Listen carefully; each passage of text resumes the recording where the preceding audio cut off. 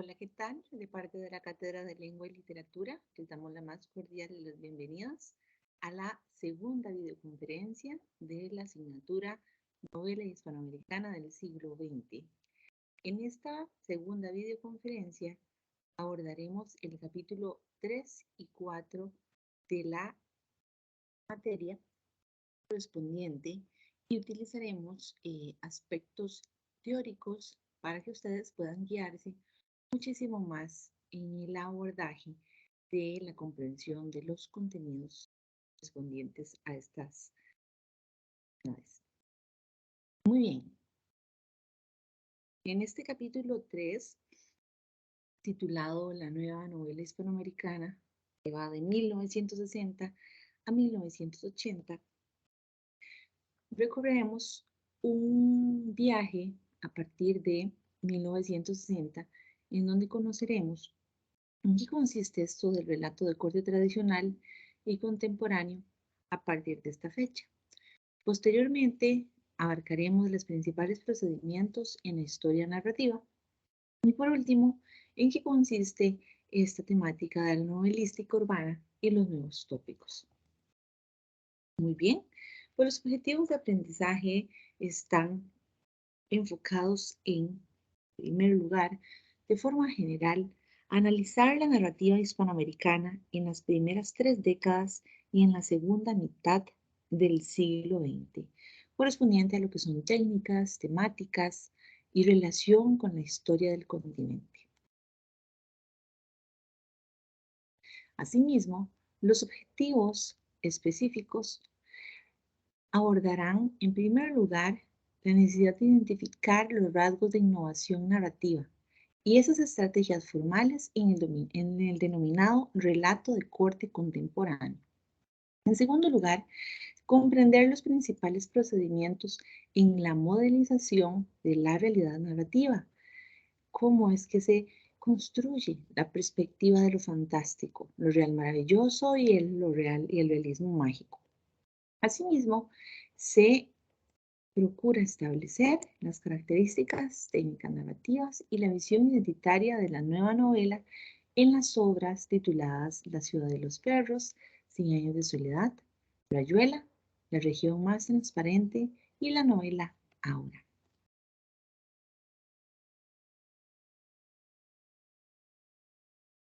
Pues bien, en esta tercera parte que abordamos el día de hoy, vamos a establecer una continuidad con todas aquellas producciones analizadas que se publicaron a finales de 1940 y en la década de 1950. Nos referimos precisamente a las novelas estudiadas en el apartado anterior y escritas por Miguel Ángel Asturias, Juan Rulfo y Alejo Carpentier. En la obra narrativa de estos y otros autores se va a iniciar una gran ruptura y un espíritu de renovación formal y temática de la que será la novela de la segunda mitad del siglo XX. Constituyen los antecedentes de lo que se denominará la nueva novela hispanoamericana. ¿Qué sucede a partir de 1960? Bueno, que irrumpe en las letras hispanoamericanas una legión de escritores con un deseo entusiasta por renovar esa narrativa, por ofrecer modelos elaborados y coherentes de las realidades que identifican esa región. Entonces se van a producir unos cambios muy notables que además se relacionan con un creciente número de nuevos públicos lectores y vamos a encontrar también estrategias editoriales de una mayor difusión. Por esta razón, en este tercer capítulo se va a realizar un recuento de las principales técnicas narrativas que permiten estas estrategias de renovación al contar historias en Hispanoamérica.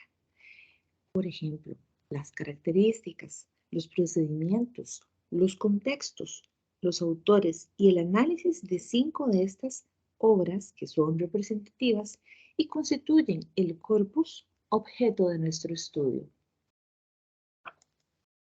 Pues bien, el relato de corte tradicional y contemporáneo a partir de 1960 en la novela hispanoamericana hay que tomar en cuenta que siempre ha sido un texto artístico que ha indagado, que se ha preocupado por la búsqueda y ha ido documentando de distintas maneras esas realidades históricas que se han presentado a lo largo de la historia del continente. En ella se percibe esa constante búsqueda de una escritura que responda tanto a esas exigencias de una elaboración estética como a esa necesidad de contar todo lo que tiene que ver con nuestro devenir histórico de una forma crítica, que permita comprender no solamente aquello que se está percibiendo mediante la literatura, sino que deje un mensaje más allá de lo que a simple vista pueden plasmar las letras. Es una manera, podríamos decir, de modelar un mundo en que se perciben múltiples tensiones humanas, múltiples tensiones sociales, políticas, así como la gran riqueza natural, histórica y humana que se presentan en nuestro espacio. Entonces, se puede hablar de un profundo cambio en lo que son el empleo de las técnicas tradicionales, esta manera de contar historias desde la literatura. Entonces, vamos a encontrar a un conjunto de narradores que apuestan siempre por la innovación, por esta experimentación de estrategias que permiten configurar un relato. En otros géneros, en la lírica, sobre todo, ya se va alcanzando unos intensos niveles de renovación durante el modernismo, como vimos anteriormente, así como en los movimientos de todas esas vanguardias en los inicios del siglo. Sin embargo, vamos a corroborar que efectivamente, tanto en la narrativa, vamos a encontrar una ruptura, una renovación formal que comienza a finales de la década de 1940 y durante toda la segunda mitad del siglo se va a presentar un marcado cambio en estas estrategias que se presentan a la hora de narrar una historia. En ese sentido, cabe destacar que en lo que es el desarrollo del arte y de la literatura, vamos a encontrar transformaciones de determinada tendencia que no sucede de una década a otra ni de forma homogénea, pero pueden coexistir algunas corrientes artísticas nuevas con las anteriores y también producirse cambios. El modernismo, por ejemplo, va a convivir con las vanguardias iniciales. Igual sucede en la segunda mitad del siglo con las formas de narrar que son más tradicionales y las nuevas técnicas que van a ir siendo muchísimo más innovadoras. Entonces, sí, existe una línea divisoria entre una narrativa de corte tradicional en una estructura y en la visión de mundo americano y de una novela con claros signos de experimentación de técnicas y temas. Vamos a encontrar, por supuesto, un cambio en los procedimientos narrativos, en el punto de vista del narrador y en lo que corresponde a este manejo de la cronología temporal del relato. Ahora, si bien es cierto que existe una preocupación por los problemas sociales que permanece en esta nueva narrativa, lo que va a suceder es que se van a ir incorporando otros asuntos bajo una dimensión muchísimo más existencialista, más integral de lo que corresponde a la condición humana. Ahora, esta va a ser una forma de repensar, por supuesto, y de novelar lo que es la historia bajo ciertos códigos, en aras de una eventual modernidad. Y esto es importante tomarlo en cuenta porque en el caso de la novela y en la narrativa en general, a partir de esta segunda mitad del siglo XX, van a quedar atrás ciertas temáticas, ciertas formas de escritura que fueron reiteradas en la narrativa precedente, muy utilizadas, entre ellos lo que fue el regionalismo, el indigenismo, la novela testimonial, de introspección sobre el campesino, la naturaleza vallesadora y también todo lo que tiene que ver con el criollismo. Entonces, vamos a encontrar que se renueva el género narrativo pero va a ir incorporando nuevos tópicos. Y esto va a hacer que se abandonen las técnicas de esa cronología lineal, ese enfoque tradicional de narrador omnisciente, así como esa estructura también tradicional que corresponde a lo que conocemos como una introducción, un desarrollo, un clímax y un desenlace. Entonces aquí vamos a encontrar que se enriquecen todas las dimensiones del tiempo y todas las dimensiones también del espacio en el relato. Ok, bueno, resulta que a finales de la mitad del siglo XX van a surgir los llamados precursores de una nueva vanguardia en lo que es la estructura literaria en el relato. Ahora, entre otros van a sobresalir, por ejemplo, Jorge Luis Borges, Agustín Yáñez, Macedonio Fernández, Miguel Ángel Asturias, y esto va a permitir que en la segunda mitad del siglo, además de estos escritores, vamos a encontrar también que renovaron la novela, por ejemplo, un Juan Rulfo, un Augusto Roa Bastos, Juan Carlos Onetti, Ernesto Sábato, Mario Vargas Llosa, Gabriel García Márquez, Julio Cortázar, Mario Benedetti, entre otros tantos. Y pues bien, resulta que estos escritores lo que van a tener en común entre sí es que lograron compartir la lectura de novelistas norteamericanos y también de novelistas europeos, que en la primera mitad del siglo XX fueron los que revolucionaron precisamente la novela en estas latitudes, bajo nuevas texturas, bueno, nuevos tratamientos, temáticas, técnicas, por ejemplo, las de Frank Kafka, James Joyce, Marcel Proust, en fin, Virginia Woolf, por ejemplo. Y claro, esos escritores de índole norteamericano, europeo, fueron de gran inspiración para estos escritores. Ahora bien, resulta que eh, esos escritores constituyen una generación, una nueva generación de hispanoamericanos que van a heredar unas condiciones históricas totalmente distintas de las anteriores, a la que vivieron sus antecesores. Y lo que buscan son nuevas estrategias para narrar, para elaborar y expresar esas diferencias.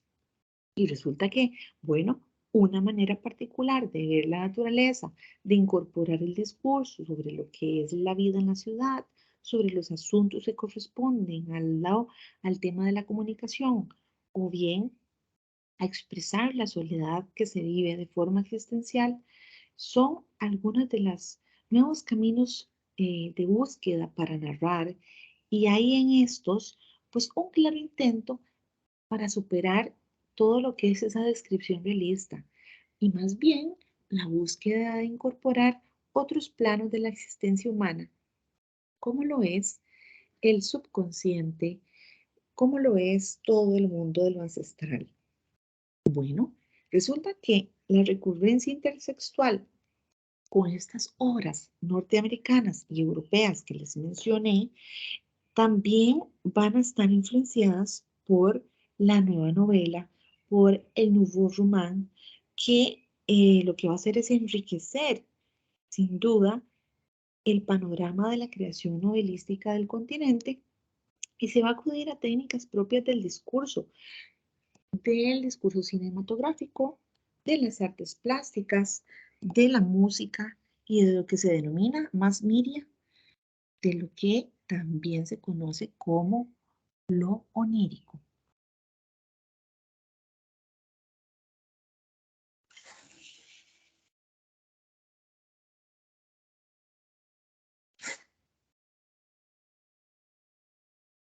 Muy bien, vamos a conocer por Nouveau Roman un término acuñado del francés y también traducido al español como nueva novela.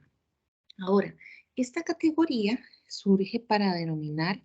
a un conjunto de novelistas franceses que surgen en la segunda mitad del siglo XX y que van a escribir de forma sumamente novedosa.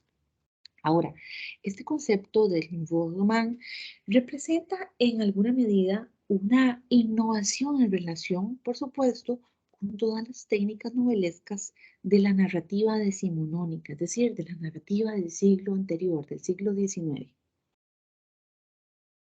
Vamos a encontrar también que se va a abandonar este orden puramente cronológico, se van a ir explorando otras condiciones con respecto a la percepción de lo que significa ser humano, de lo que es concebido como real, para tener una justa comprensión de la realidad que no es tan simple, que no es tan cuadrada, ni es tan básica, tan monolítica. Entonces, para recurrir a este tipo de exploración de otras dimensiones, como es lo fantástico y lo real maravilloso, hay aspectos que vamos a desarrollar pues más adelante, pero en este caso nos vamos a encontrar con esta teoría de lo absurdo. Esta también va a ser una corriente que se desarrolla en la creación literaria, pero sobre todo en lo que es la obra dramática y muy cercana a la filosofía del existencialismo en las décadas de 1950 y también de 1960. Esta teoría del absurdo va a ser una búsqueda de ciertos sentidos de la vida, de lo que tiene que ver con la existencia humana, que se van a escapar también a esas explicaciones puramente racionales. Y vamos a ver que esta teoría del absurdo es una filosofía cercana más a todo lo que son los postulados del psicoanálisis. Entonces, por supuesto, vamos a encontrar también que esta nueva manera de novelar va a expresar muchísimo de las complejidades que encierra la condición humana y una preocupación bastante notoria por la temática de lo que son las urbes, los personajes y este espacio urbano. Así también vamos a ver que esta nueva manera de novelar, además de expresar esas complejidades de lo que es la condición humana, más allá de lo que es el realismo, sí va a presentar un cambio del escenario. Vamos a ver un cambio del campo a la ciudad y también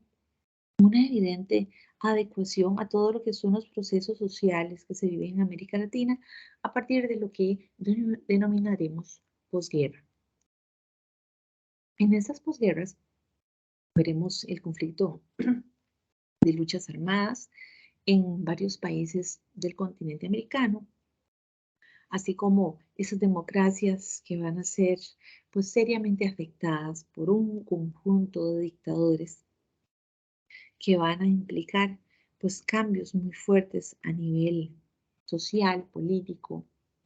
de estos países. Ahora, a nivel externo también vamos a encontrar cambios sumamente coyunturales porque se va a estar viviendo pues la época de las guerras frías, la época de la Revolución Cubana, por ejemplo, esa participación activa por parte de la juventud, esa revolución cultural de 68, la guerra de Vietnam, por ejemplo, el movimiento hippie que inicia en los Estados Unidos, este mundo de protestas del pueblo y estas jornadas planetarias de estas juventudes en procura de la paz. Pues bien, definitivamente una de las preocupaciones y la temática fundamental es el de las urbes. Es decir, la ciudad aquí va a estar descrita muchas veces como una especie de espejismo, como una especie de metáfora de grandes contradicciones en donde se ve reflejada la opulencia extrema, pero al mismo tiempo la miseria. El mundo de los rascacielos, pero también el mundo de los tugurios, el desempleo y también el mundo de la violencia, todos coexistiendo al mismo tiempo. Y acá, pues este tratamiento narrativo va a ir modelando los conflictos que vive el ser humano, ¿no? Y las grandes sociedades que van a irse conglomerando a lo largo del continente y van a ir mostrando cómo es que se percibe esa preocupación constante en ese mundo lleno de angustias por esa dificultad comunicativa, cómo es que se desarrolla la vida de forma convulsa, en un ambiente caótico. Y esto precisamente lo vamos a ir viendo a lo largo de las distintas obras que van a ser representativas de esta época y cómo se presentan cambios también de carácter sociológico, de carácter editorial, de carácter político, por ejemplo. Entonces, vamos a ver que existen una serie de procedimientos en esta historia narrativa, pero es muy importante destacar que definitivamente hay que tomar en cuenta que estas características que se dan a lo largo del relato de 1960 no son casualidad,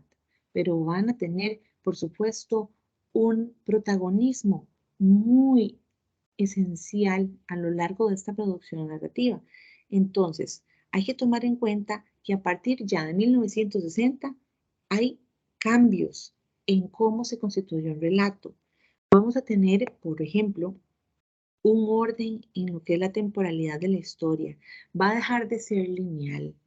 va a dejar de tener un inicio, digamos que ordenado, sino que va a ir alterando las secuencias en el tiempo.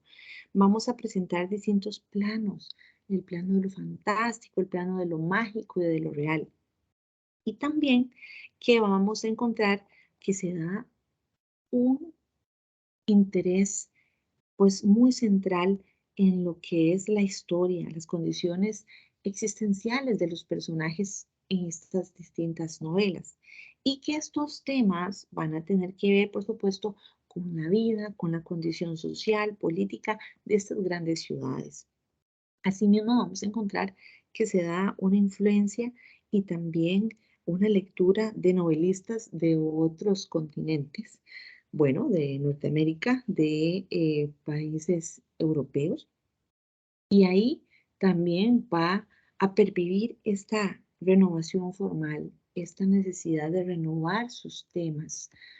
Y precisamente es por eso que vamos a abordar estos principales procedimientos en la historia narrativa. Entonces, cuando nosotros hablamos de la novela tradicional, vamos a estar haciendo referencia a esos prolíficos narradores europeos e hispanoamericanos que se presentan en el siglo XIX y también de los inicios del siglo XX. Ahora bien, se trata de novelistas que van a ir perteneciendo a esta corriente realista y por supuesto contribuyeron al quehacer literario con signos de evidente capacidad creadora a la hora de narrar, pero sobre todo por su concepción de lo que son estos mundos que describen y este aporte de los artificios narrativos. ¿Qué sucede en Hispanoamérica? Bueno, que aquí haremos referencia, por ejemplo, a un Rómulo Gallegos, a un José Eustacio Rivera, entre otros. Y en estas narraciones se van a presentar, en el aspecto pues, más formal, una tendencia a narrar bajo una estructura de carácter lineal, donde había una cierta causalidad, una cierta causa, efecto, una secuencialidad en todo lo que son los hechos y, por supuesto, con una clara descripción de la descripción de lo que es el espacio, esos prototipos de los personajes. Pero,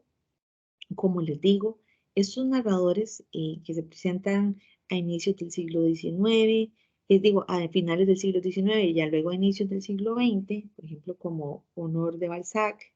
Henry Bale, Gustave Flaubert, Emilio Zola, Benito Pérez Galdós, en fin, van a ser de influencia, pero también en la primera mitad del siglo XX, escritores como por ejemplo Frank Kafka, Thomas Mann, James Joyce, William Faulkner y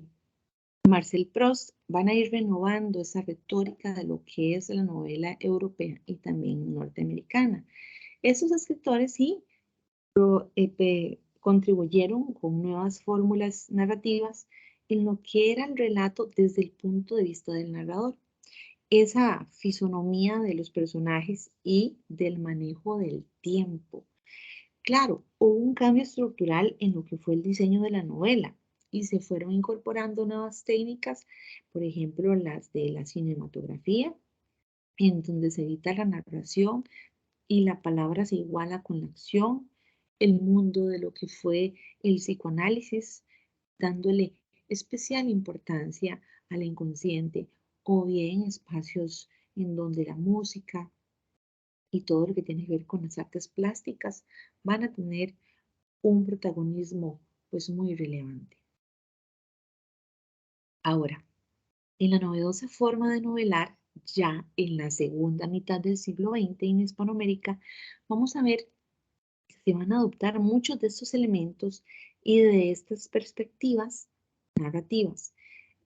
Vamos a encontrar que la anécdota, por ejemplo, de estos elementos y de estas perspectivas narrativas van a sustituir, van a verse sustituidos por lo que es la imagen. Pues vamos a encontrar, por supuesto, una apertura en esa forma de concebir la realidad con esa incorporación de otros planos y otras nuevas consideraciones de lo que se considera real. Vamos a encontrar una descripción de un continente que va a irse caracterizando por lo que son las diferencias, por lo que es la unidad, entre otros aspectos. Bueno, entonces, por supuesto, se va a volver esa mirada a lo que es la diversidad, a lo que es ese conjunto de etnias, a lo que es la particularidad lingüística que tiene cada región y también a la unidad que va a presentar también el idioma en un pasado, en un presente, que es común, pero al mismo tiempo sumamente diverso. Entonces, vamos a ver si que hay un conjunto de resonancias históricas y también de modulaciones históricas de estas distintas regiones que van a ir conformando lo que se conoce como americano, que se va a ir manifestando en la mirada de distintos narradores. Pues bien, nosotros vamos a ir eh, viendo que hay un punto de vista narrativo pues muy novedoso. Porque, a diferencia del relato tradicional, en donde encontrábamos que la estrategia del punto de vista del narrador podía ser de un orden más estructural, en donde reinaba el narrador omnisciente, por ejemplo, aquí vamos a encontrar una ruptura también con respecto al orden espacial, al orden temporal.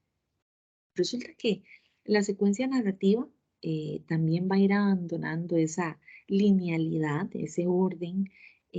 decimonónico y se va a tornar muchísimo más fragmentaria. Es decir, que muchas veces vamos a encontrar ese tipo de narraciones como si se tratara de un rompecabezas en donde está conformado por muchos fragmentos y que nosotros como lectores vamos a ir configurando gracias a ciertas claves que el mismo narrador nos va a ir dando. Entonces, pues sí, se va a profundizar una actitud sumamente renovadora en lo que es el tratamiento del lenguaje. Es decir, vamos a ver que acá el lenguaje se va a ir transformando, pero también se va a ir enriqueciendo de estas formas tradicionales de contar. Ahora, en la narrativa tradicional, recordemos que quedaba muy de manifiesto el uso de un registro sumamente culto de parte del narrador frente a los códigos lingüísticos utilizados por los personajes. Pero resulta que en esta narrativa del boom vamos a ver que disminuye esta distancia entre lo que es el lenguaje utilizado por el narrador y los personajes. Aunque resulta que en estos últimos vamos a encontrar que también se presenta en el lenguaje coloquial, sin embargo no se va a alejar del que emplea el narrador.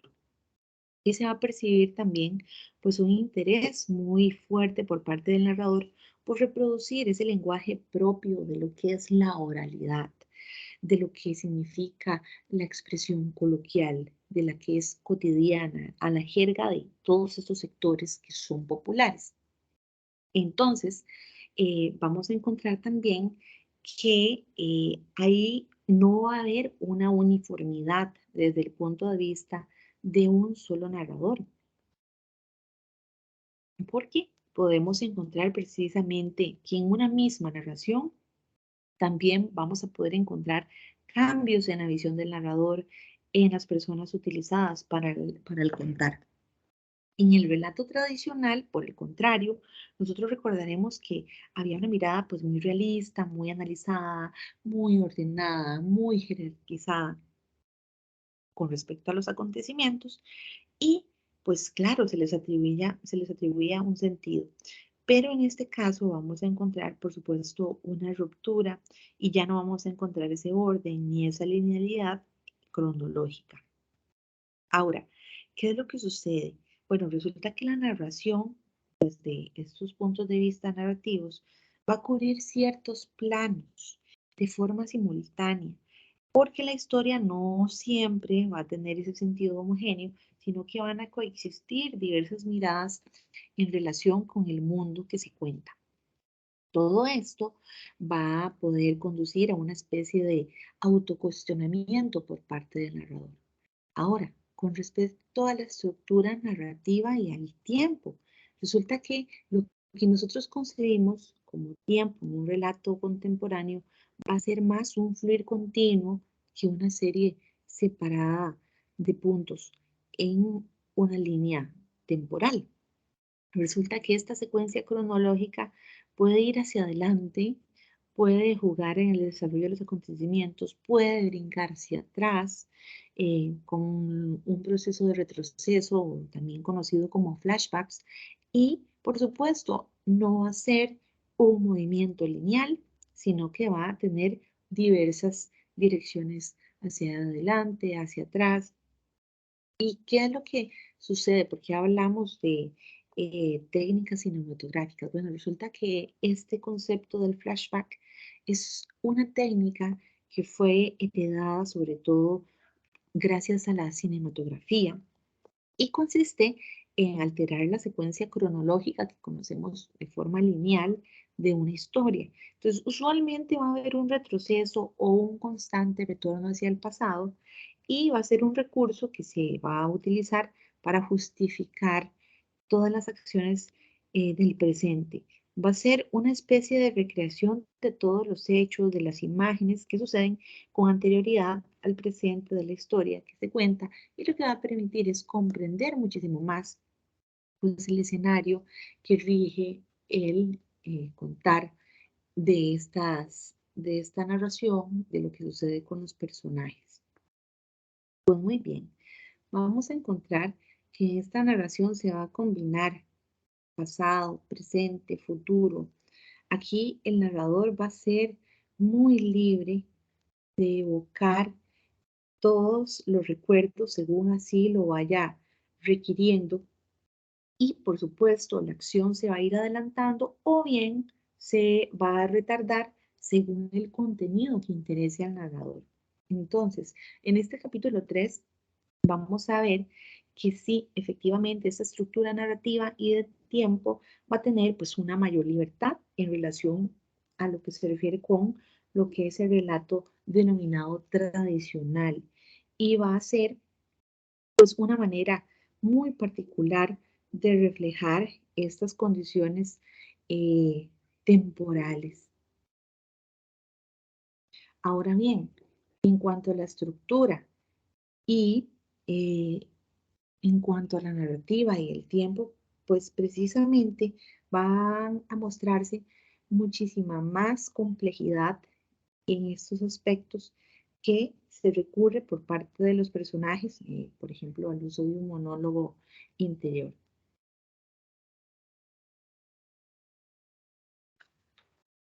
Ahora,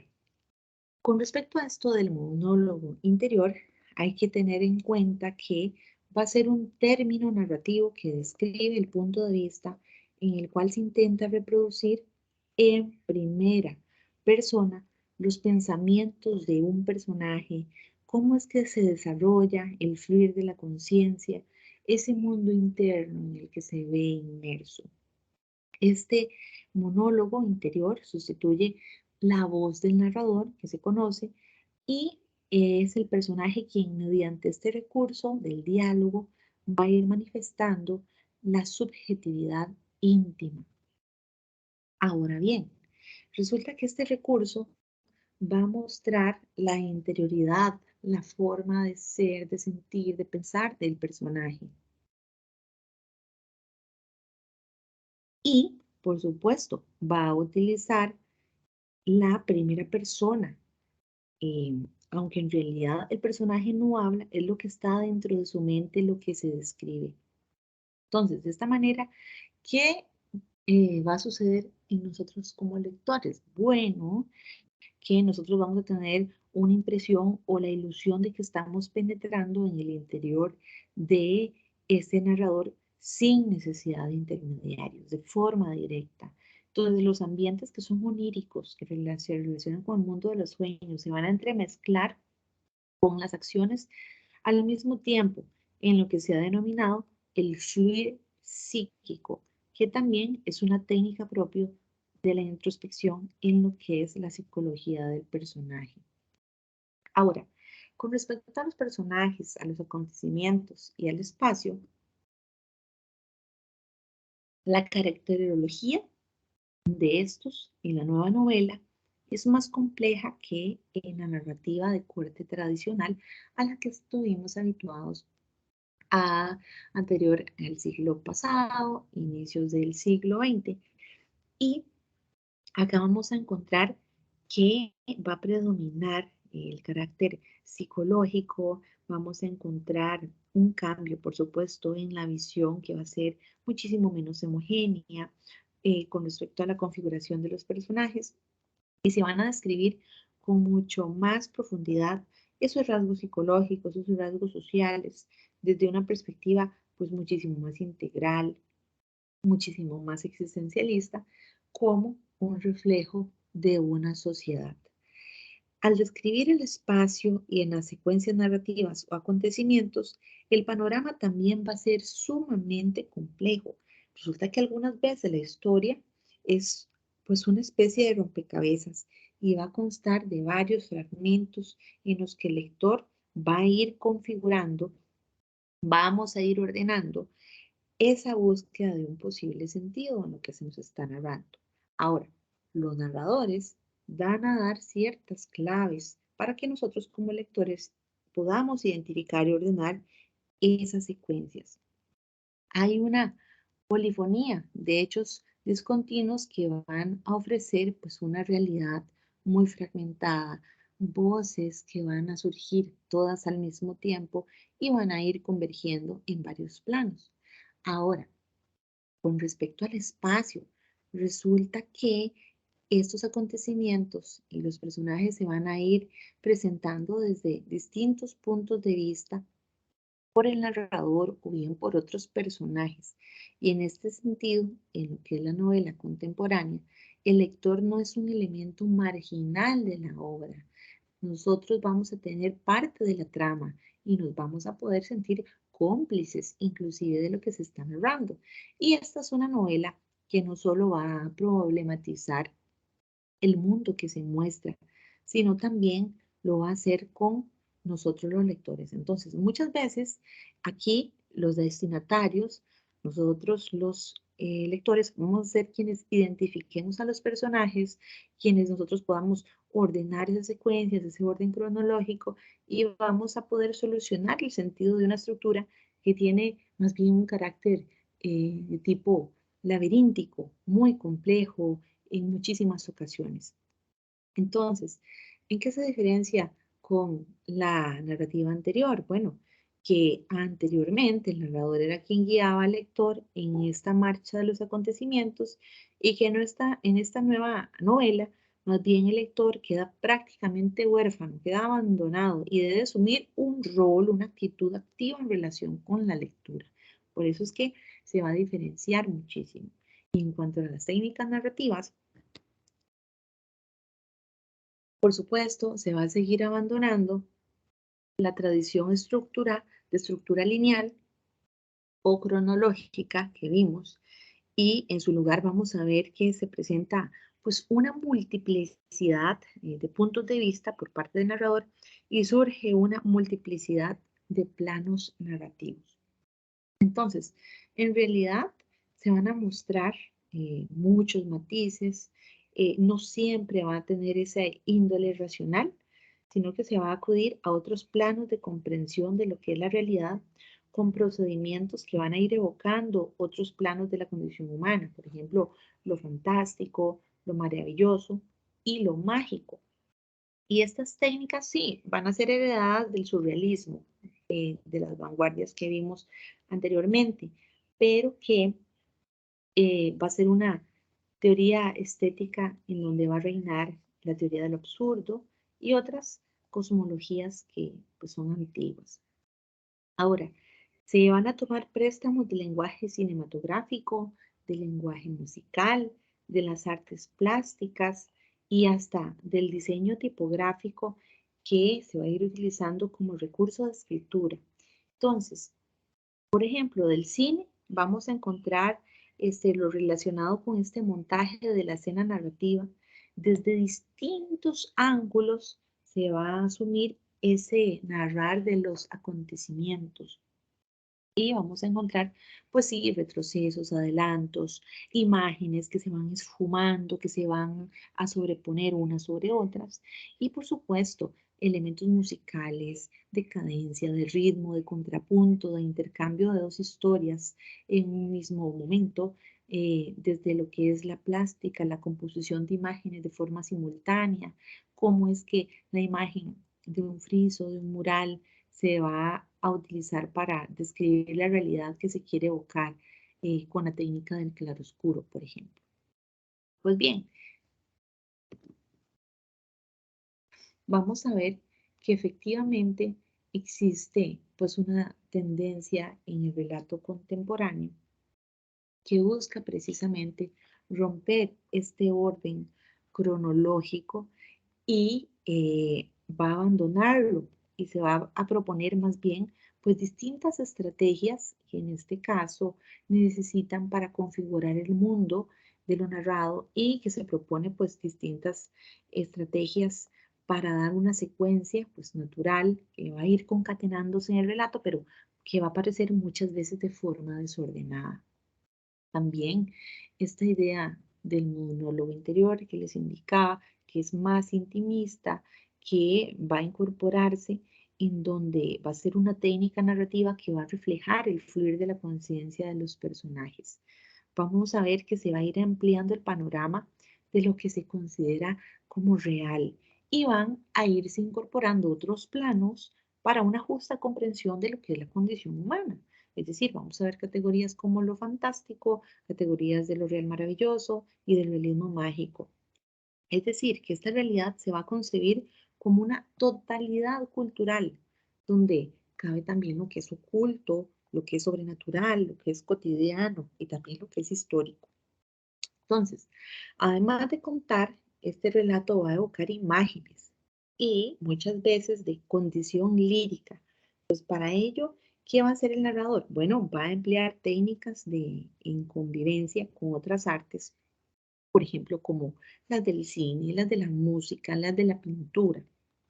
Y va a haber, por supuesto, una alteración de lo que es el tiempo objetivo, cronológico, histórico, y más bien se van a ir incorporando, pues, elementos propios de lo que es el mundo de lo onírico, de los sueños, de lo mítico, o también una especie de dislocación del orden temporal convencional. Ahora, resulta que sí se va a mostrar un interés por incorporar al lector, a nosotros como lectores, como parte integral de la obra y también pues de otorgarle al lector un papel muchísimo más activo. Entonces, a diferencia de lo que era la novela tradicional, pues la nueva novela va a ir incorporando espacios como son lo urbano, ¿verdad? De forma esencial. Se van a ir dando una multiplicidad de puntos de vista por parte del narrador y vamos a encontrar que existe un marcado interés por innovar el lenguaje en todos sus matices mediante la incorporación de lo que es el lenguaje coloquial, la crudeza léxica, la musicalidad, las variedades dialectales, lo barroco, en fin, vamos a encontrar una gran audacia y también una gran libertad en la expresión lingüística que se va a ir renovando a lo largo del lenguaje narrativo. En síntesis, pues bien, se trata efectivamente de la búsqueda de un lenguaje narrativo particular, muy personal, sin menoscabar pues, el interés por los asuntos de Hispanoamérica. Ahora, estos tres procedimientos en la consideración de lo real los vamos a encontrar precisamente con lo fantástico, lo real maravilloso, el realismo mágico. Ahora, resulta que esos tres procedimientos en la consideración de lo que significa la realidad, pues va a ser una nueva narrativa en Hispanoamérica, porque va a utilizar un conjunto de procedimientos que van a ir enriqueciendo lo que ha sido concebido como realismo. Esos recursos, esas estrategias que tienen que ver con las concepciones de lo fantástico, de lo real maravilloso y del realismo mágico, es lo que vamos a explicar a continuación, que se van a ir manifestando pues en gran parte de la producción novelística que abarca las tres primeras décadas de la segunda mitad del siglo XX. Entonces nos vamos a encontrar ante un intento de contar esa condición extraordinaria que rige también la condición humana y va a también a considerar este espacio de lo inusitado como parte natural de la existencia y una forma de dar cuenta de lo que son ciertos sinsentidos que son parte de la vida y al menos desde lo que es la ficción. Pues bien, resulta que lo fantástico va a ser una categoría que tiene que ver con el mundo de la imaginación.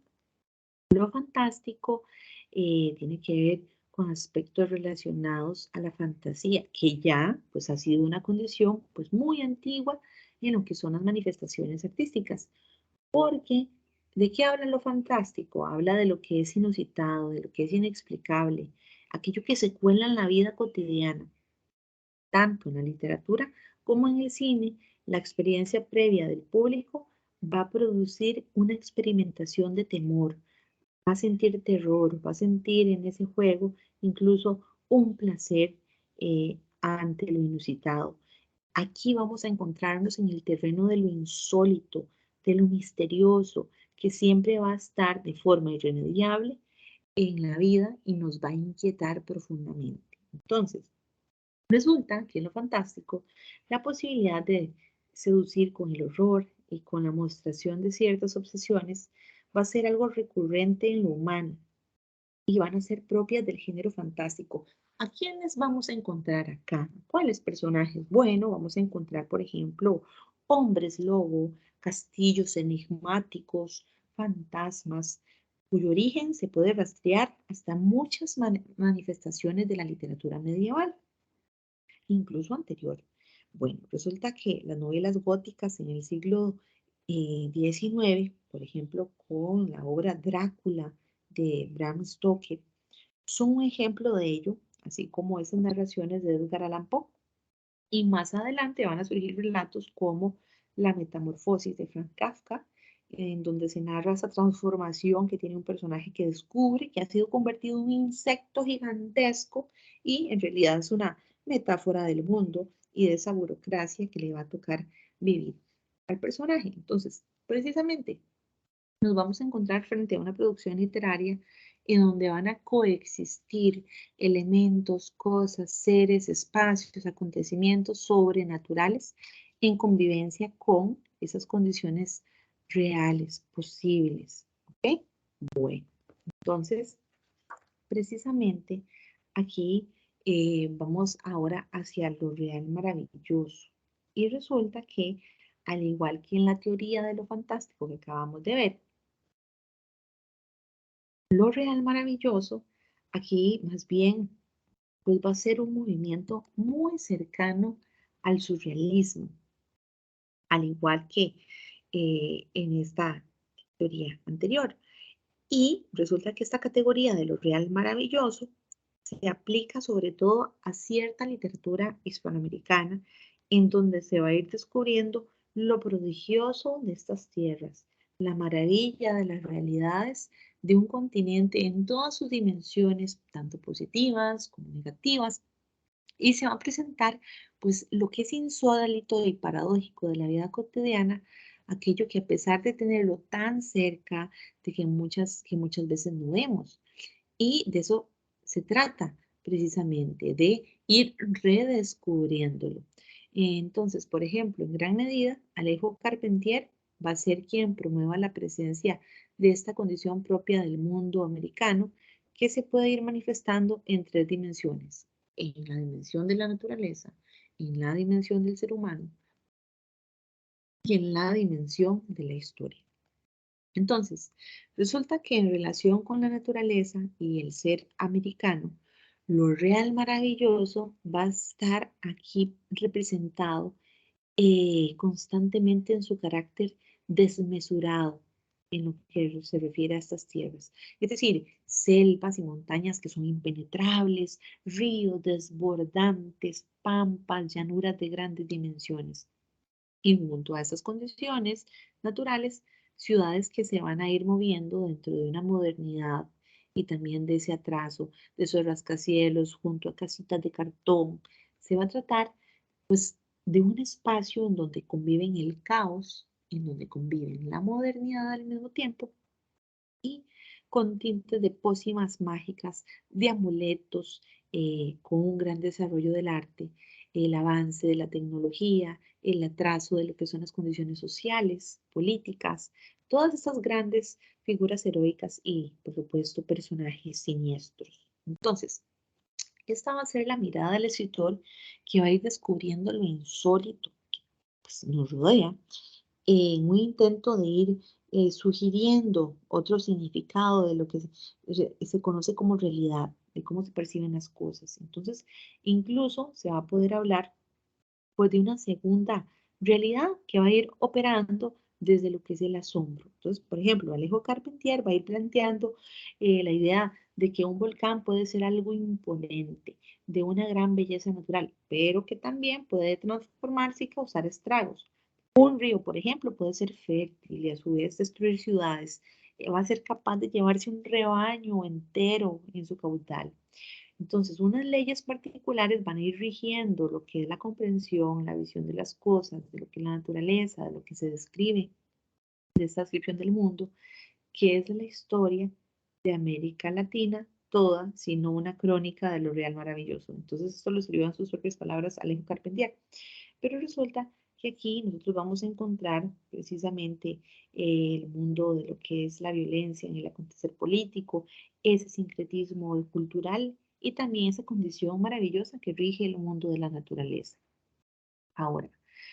con respecto al realismo mágico, aquí vamos a encontrar más bien que, bueno, al igual que los dos anteriores, este va a ser un procedimiento estético en el cual se van a ir atribuyendo ciertas cualidades fantasiosas a lo que permite pues la descripción de la realidad circundante y también pues va a ser un procedimiento pues muy cercano a los signos de lo que es el surrealismo y del mito. ¿Qué sucede? Bueno, que a inicios del siglo XX el término se aplicaba a una corriente pictórica de nueva objetividad que se iba apartando del realismo decimonónico en Europa. Entonces, autores como Picasso, Chagall, Klee, por ejemplo, van a ir representando esa tendencia y más adelante el término pues, se aplicaría en forma exclusiva a lo que es la literatura. Entonces, al igual que en lo fantástico y en lo real maravilloso, aquí se va a presentar la realidad como si fuera mágica completamente. Va a surgir una sensación de extrañeza en lo mostrado. El narrador no va a dar explicaciones racionales al mundo asombroso que va describiendo. Entonces, no va a haber un distanciamiento entre los planos de lo que es real y de lo que es la fantasía. Aquí, pues, el punto de partida va a ser siempre la realidad, una realidad convencional histórica, natural, pero que frente a esta realidad se va a elaborar una segunda realidad a nivel fantasioso, mágico. Sin duda, va a ser una alteración de lo que ha sido pretendido como natural, como objetivo, como verdadero, como sólidamente articulado. Entonces, para lograr esta dimensión imaginaria, en la literatura hispanoamericana, vamos a ver que, por ejemplo, Gabriel García Márquez va a utilizar pues este nivel estilístico, va a utilizar distintos recursos y es precisamente el de la exageración, el de la hipérbole a la hora de narrar. Por ejemplo, cuando muere de un balazo José Arcadio Buendía, habla de que la sangre que emana de su cuerpo atraviesa todas las calles, cruza las esquinas hasta llegar a la casa de sus familiares, que así es como se enteran de que ha muerto. Entonces, precisamente la presencia de lo nuevo, de lo insólito, de lo extraño, inesperado, por medio de la exageración. En síntesis, el realismo mágico va a tomar la realidad circundante y le va a atribuir cualidades mágicas, la va a ir transformando.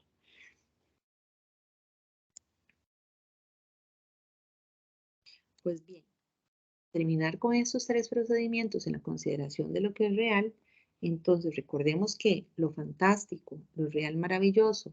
y el realismo mágico van a tener en común la presencia de un mundo insólito, de un mundo que va a ser extraño, de un mundo inesperado que va a estar fuera de lo común. Van a jugar con la presencia de dos planos, el plano de la fantasía y el plano de la realidad.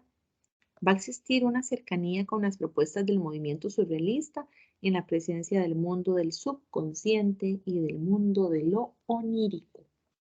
El realismo mágico va a ir tomando la realidad y la va a ir transformando, agregándole elementos sobrenaturales. Aquí lo real maravilloso descubre lo maravilloso en la realidad misma. De por sí que ya es asombrosa, prodigiosa y no la va a transformar. Entonces, en general, estos tres procedimientos que acabamos de ver, aquí el papel del artista, el del escritor, va a ser el de descubrir matices distintos frente a una realidad convencional. Todos son recursos para narrar viajes en el tiempo, para mencionar, describir aspectos que tienen que ver con la metamorfosis, para jugar con oposiciones inseparables, como lo animado, como lo inanimado, lo visible y lo invisible. Entonces van a ver que, pues precisamente estos tres procedimientos son maneras de aproximarse al mundo del sueño, al mundo de la vigilia, al mundo de la vida y de la muerte. Ahora, con respecto a la novelística urbana y los nuevos tópicos, vamos a ver que en estas 5 novelas, que son las más representativas del boom en la literatura, se trata precisamente de, por ejemplo, una novela de La ciudad y los perros, de Mario Vargas Llosa, 100 años de soledad, de Gabriel García Márquez, Rayuela, de Julio Cortázar, y así como La región más transparente y la novela Aura, que son ambas de Carlos Fuentes. Pues bien, aquí en La ciudad y los perros, del escritor Mario Vargas Llosa,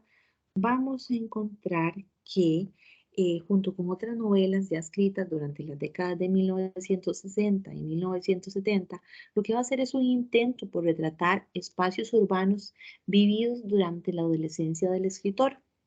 Entonces, va a tratar de un conjunto de narraciones que va a ir describiendo a través de distintos espacios concretos cómo es que se degrada de forma desde la moral, desde la política, la corrupción del país, cómo es que va a ser un reflejo de lo que son las dictaduras en el Perú de 1948 a 1956 y son relatos que de alguna manera retratan las historias sobre su adolescencia, cuál era la percepción que tenía y cómo buscaba liberarse de las insatisfacciones que tenía en su adolescencia y cómo las convierte en una forma de perpetuar esa rebeldía. Entonces, pues aquí vamos a encontrar que esta obra es muy importante porque en su momento este texto expresa una intensa crítica de lo que acontecía dentro de los muros de ese instituto y más bien cuando en un inicio el libro se publica en una edición popular, fue sumamente calumniado por algunos sectores conservadores y militares. Lo que hacen es que queman esta obra en la vía pública y acusan a Mario Vargas Llosa de traidor de la patria. Y esto, lejos de sepultarlo, más bien lo catapulta al éxito de lo que es el camino editorial de la novela. Ahora, en cuanto a la historia, pues está dividida en dos partes y en un epílogo, y ustedes van a poder ir conociendo pues con más detalle aspectos que van relacionados con el título mismo, el espacio en donde surge, los personajes y pues las técnicas narrativas que va a ir presentando pues este narrador a lo largo de esta obra. Aspectos importantes de mencionar con respecto a la ciudad y los perros, la presentación de distintos planos temporales, el mundo del colegio, el mundo de la ciudad, el fluir de la conciencia que se describe, estos perfiles psicológicos que tienen los personajes y cómo también hay una gran diversidad en el punto de vista del narrador. Va a ir alternándose de acuerdo a las condiciones que presenta cada personaje con esto que llamamos polifonía de voces para mostrar pues estos dos espacios. Entonces, pues va a ser algo propio de esta novela. Ustedes tendrán pues la oportunidad de profundizar muchísimo más, porque en realidad es una novela que va a ir relacionando los conflictos, estas condiciones existenciales de lo que es la adolescencia, de lo que es la juventud, junto con problemáticas como lo que es el maltrato familiar, el maltrato incluso institucional. Entonces, esa dificultad que va a presentar el personaje ante la imposibilidad de comunicarse, por esa falta de solidaridad que se presenta en los distintos sectores que son representados en el mundo descrito en la narración. Y, por supuesto, esta novela va a ser un relato de corte contemporáneo que va a utilizar una serie de recursos innovadores para mostrar esta historia de una sociedad que es muy compleja, que es muy caótico, pues en donde va a ir sobreviviendo la violencia cotidiana, el maltrato día con día, esa soledad y que no solamente se presenta en el plano interior, sino también desde la propia familia hasta la institución y repercuten en la condición humana de los personajes. Ahora vamos con 100 años de soledad de Gabriel García Márquez y esta va a ser pues una obra de gran importancia. Aquí vamos a ver que hay pues una serie de asuntos que van a obsesionar al narrador y tiene que ver con las guerras civiles, con los dominios de la United Fruit Company, con la presencia de Macondo, la violencia, las consecuencias y secuencias de muerte de la familia, lo que tiene que ver con aspectos como el incesto. Y esta obra, 100 años de soledad, es quizás pues una de las obras más representativas de lo que es la nueva novela hispanoamericana en la segunda mitad del siglo XX. Aquí vamos a encontrar un espacio imaginario que se llama Macondo, en donde cuenta pues la saga de una familia a lo largo de 100 años de su historia. Y ustedes pueden profundizar muchísimo más en la de los personajes, estas técnicas narrativas en cuanto al juego que hace el narrador, que utiliza la tercera persona, pues en un tono más totalizante, y ahí va a ir contando pues los hechos que han ocurrido en la historia ya pasada. Nunca va a narrar el presente, más bien el narrador se va a limitar en describir los hechos sin opinar, va a ir narrando, ya sean reales o sobrenaturales, como si fuera un solo plan, ¿ok?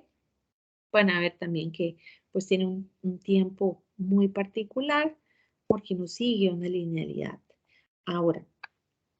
vamos a encontrar pues sí otros recursos muy importantes, repeticiones. Aquí todo se va a repetir los personajes, las conductas, los nombres, los trabajos, las afinidades, en fin. ¿Qué pasa con 100 años de soledad? Bueno, resulta que sí, va a ser un relato sumamente novedoso para la época, en donde va a revitalizar lo que es la narrativa hispanoamericana de forma contundente en lo que es 1960. Y esta va a ser una alegoría sobre lo que implica la condición humana y social de una familia y de una comunidad desde sus orígenes hasta la decadencia de la sirve, pues con una estructura circular. Ahora vamos con la novela Rayuela de Julio Cortázar. También van a poder profundizar muchísimo más en la unidad 12 de la antología pues, de la novela hispanoamericana del siglo XX. Y aquí, pues, este escritor va a presentar precisamente un carácter muy innovador en lo que es la creación de nuevas formas en las que se concibe el género novelesco. Resulta que él se va a ubicar dentro de lo que es la literatura fantástica, pero en su narrativa van a ir predominando signos propios de lo que son procedimientos que tienen que ver más bien con lo fantástico, los terrenos de la imaginación que van a ir más allá de lo que es concebido como real y estos juegos de ingenio, la creación de episodios y asuntos que van a ser de índole inusitada de la vida cotidiana. También va a haber una carga de humor muy predominante y también de una necesidad de hacer cómplice al lector en la construcción del relato. Entonces, en esta novela Rayuela vamos a ir viendo que está construida bajo una curiosa estructura, una especie de rompecabezas también. Es como si fuera un juego infantil en donde se salta de una casilla a otra, de un acontecimiento a otro, y se van a ir contando historias más o menos lineales junto a segmentos que pues el narrador señala como imprescindibles y cuyo orden puede irse alterando por parte del mismo lector. Entonces, claro, hay un juego muy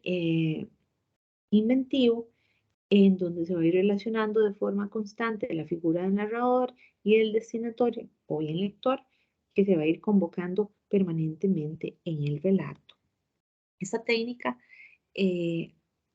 a la que alude pues Julio Cortázar, ustedes podrán irla apreciando muchísimo más a la hora de leer la misma novela. Ahora, con respecto a la región más transparente, que es una obra de Carlos Fuentes, aquí pues ustedes también van a poder reconocer que en esta novela hay una descripción de lo que es la sociedad mexicana, cómo es que en este texto se va a ir recurriendo a la recreación de un pasado mexicano, en donde se va a reflejar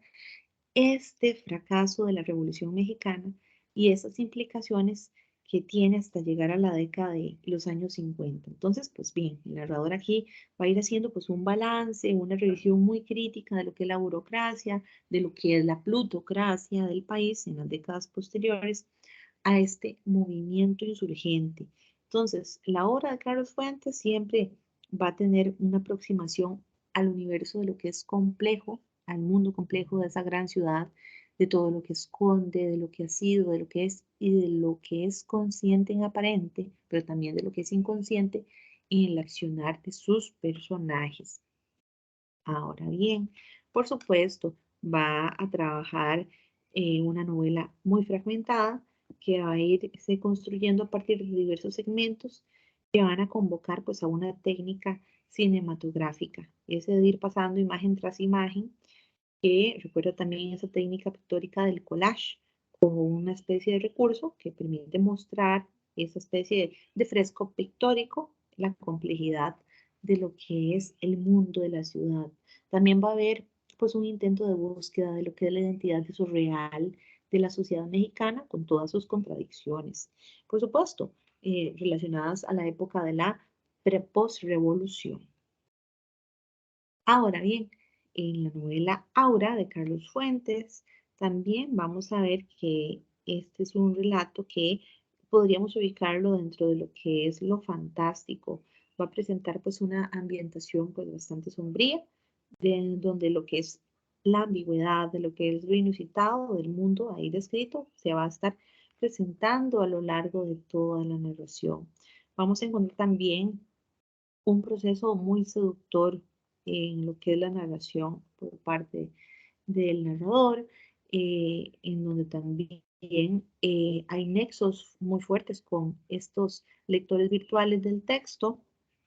y en donde lo fantástico se va a ir percibiendo pues en gran medida en los acontecimientos extraños que van a ir incluyendo esa relación con nosotros los lectores en un espacio que es la casa, que va a ir llamando la atención porque pues presenta signos de modernidad, pero al mismo tiempo va a irse eh, presentando a lo largo de un mundo pues antiguo, en un lugar oscuro, ya un poco pues más insólito, en donde van a ir transcurriendo pues los hechos. Ahora, resulta que estos personajes, los acontecimientos, los tiempos, sí, en esta novela constituye un relato pues sumamente innovador dentro de lo que es el género novelístico hispanoamericano en la década de 1960 y va a tratarse pues de un relato pues muy cercano a lo que es el género policíaco, a lo que es la novela gótica o bien a lo que es el mundo de lo siniestro, lo misterioso, lo que está oculto en torno a la condición humana. Ahí se van a ir uniendo de forma pues sumamente magistral esa recreación de una historia sobre los enigmas de una identidad que nos va a ir remitiendo a una ciudad de una saga familiar y al acontecer histórico pues de las épocas. Pues bien, ahora damos inicio a el análisis del capítulo 4, los nuevos desafíos de fin del siglo XX. Vamos a recorrer un espacio en donde conoceremos en qué consiste de forma breve ese contexto histórico que se presenta en los últimos 20 años del siglo XX, es decir, de 1980 al año 2000. Luego vamos a conocer ciertos signos y condiciones de lo que es la novela escrita en los finales del siglo XX. Esta novela de corte testimonial, las novelas que son cercanas aquí al discurso histórico y también periodístico, de lo que llamamos pues también la novela negra y la narrativa que va a ser escrita por mujeres.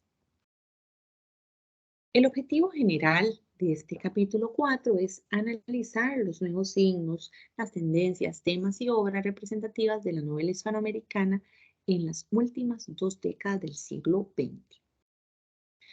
Los objetivos específicos corresponden a esta necesidad de establecer las cualidades propias de la novela testimonial en el continente, así como identificar signos de la novela histórica, del relato cercano a la investigación periodística y de la novela negra, y también pues distinguir los temas recurrentes en la novelística escrita por mujeres en las últimas 2 décadas del siglo. Ahora bien, resulta que en esta narrativa de fin de siglo va a adquirir un especial cambio e innovación en muchos aspectos. A su vez, va a ir continuando con esta rica tradición novelística que acabamos de ver del capítulo 3, que se dio a partir de 1960 y de acuerdo a lo que ya analizamos. En estas novelas, más bien, vamos a ver que se publican en las últimas 2 décadas del siglo XX y se va a ir acentuando la producción que tiene a una ciudad como elemento protagónico en la mostración de mundos imaginados. Va a ir pues, planteando una especial referencialidad a lo que son los contextos del espacio geográfico, de lo que es el espacio histórico y cómo va a ir convocando a lo largo de distintos relatos. Ahora, resulta que los narradores aquí van a ir recurriendo a varias texturas para contar sus historias. Entonces se va a ir acudiendo, por ejemplo, al relato autobiográfico, al relato periodístico, al testimonial, al policíaco y muchos más. Entonces se va a ir irrumpiendo con gran fuerza la novela escrita, en este caso, por voz, por puño y letra de las mujeres, a diferencia de las décadas anteriores donde pues sencillamente no tenía participación alguna. Y esta va a ser pues una narrativa poco homogénea en donde se va a ir manifestando esta cualidad de lo que implica la fragmentación. Va a presentar universos literarios sumamente heterogéneos donde tienen cabida muchos temas y muchas formas de contar las historias. ¿Qué van a expresar? Bueno, el desencanto, esa crudeza en el lenguaje, los efectos de la posguerra centroamericana, la caída de las dictaduras, la valoración de las subjetividades y el amor, así como la equidad de género. Entonces, de alguna forma van a ir funcionando como antecedentes de las nuevas banderas o bien temáticas que se van a desarrollar con gran intensidad ya en las primeras 2 décadas del siglo XXI. Esa preocupación por el medio ambiente, la equidad de género, las minorías sociales, la diversidad sexual, todo lo que vamos a ver en estos últimos 20 años del siglo XX va a ser el precursor de lo que nosotros estamos viviendo en la actualidad. Ahora bien, cuando vemos que estos temas y perspectivas,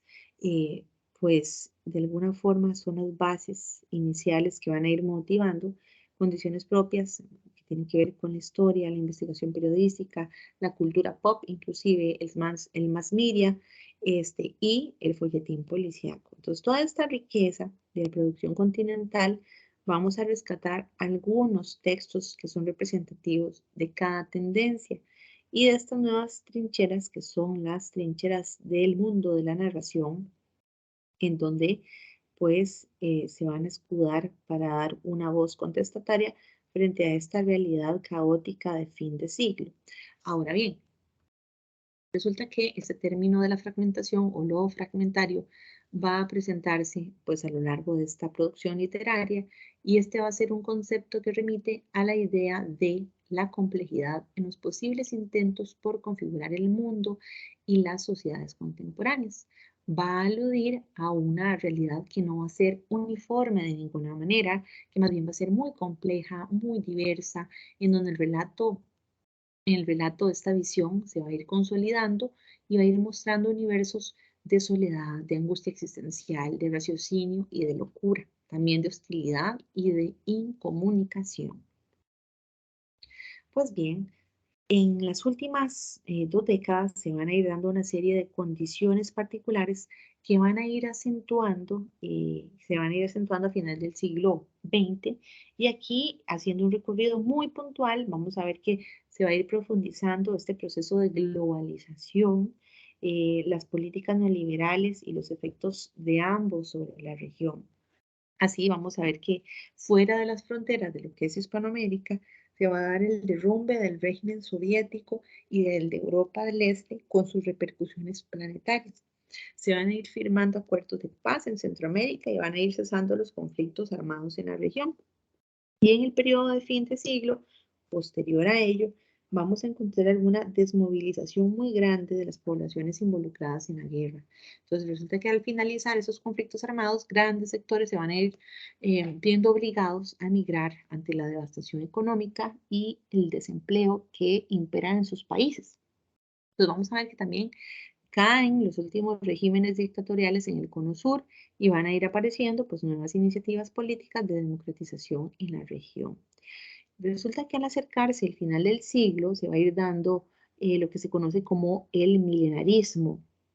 y aquí se van a ir poniendo de manifiesto esos temores ante el cambio del nuevo milenio, hacia el nuevo milenio. Entonces se va a tratar, por supuesto, de un espíritu que va a ser cercano a lo que se denomina posmodernidad.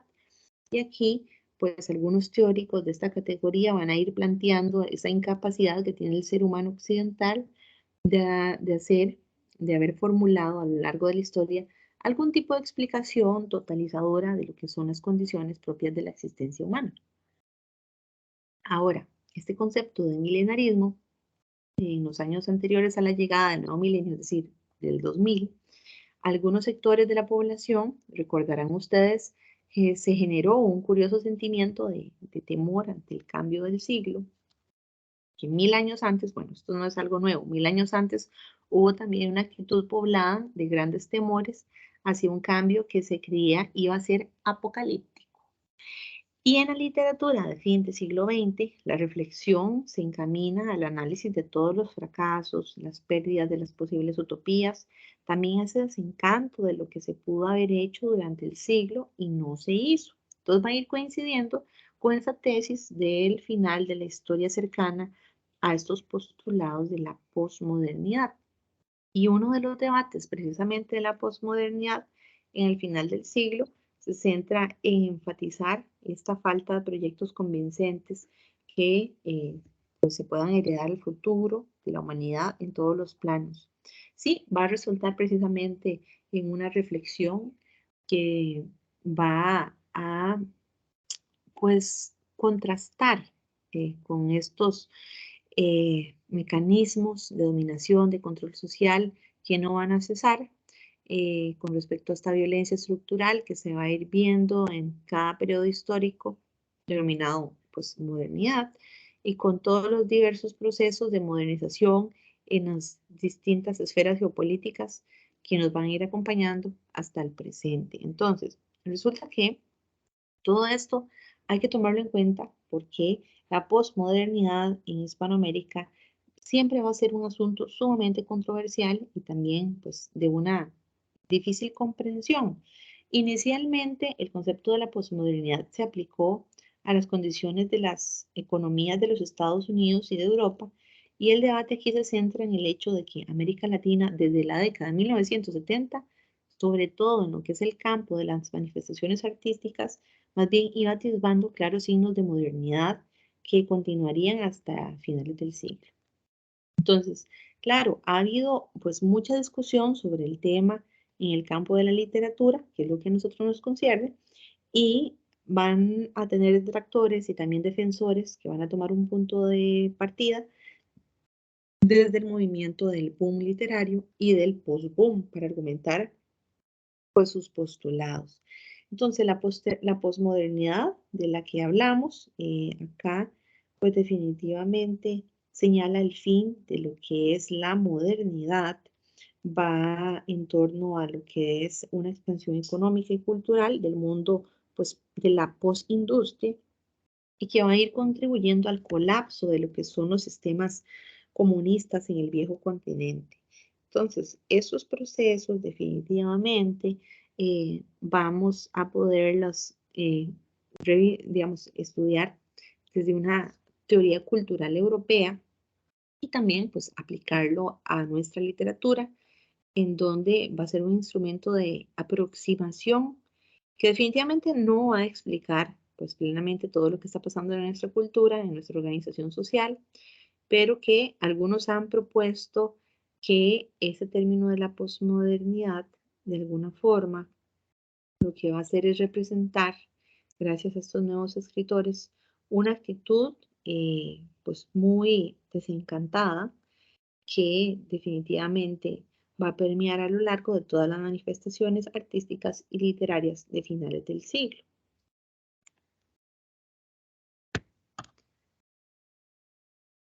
Ahora, con respecto a los signos y a las condiciones de la novela escrita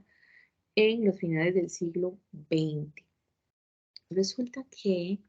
en este capítulo 4 nosotros vamos a ir abordando pues la producción narrativa que se dio en el continente americano desde la década de 1980 hasta finales del siglo XX. Y por supuesto, este va a ser pues un asunto muy complejo por diversas razones y una de ellas es lo concerniente a esta cronología de las obras literarias, en las cuales no necesariamente va a ir correspondiendo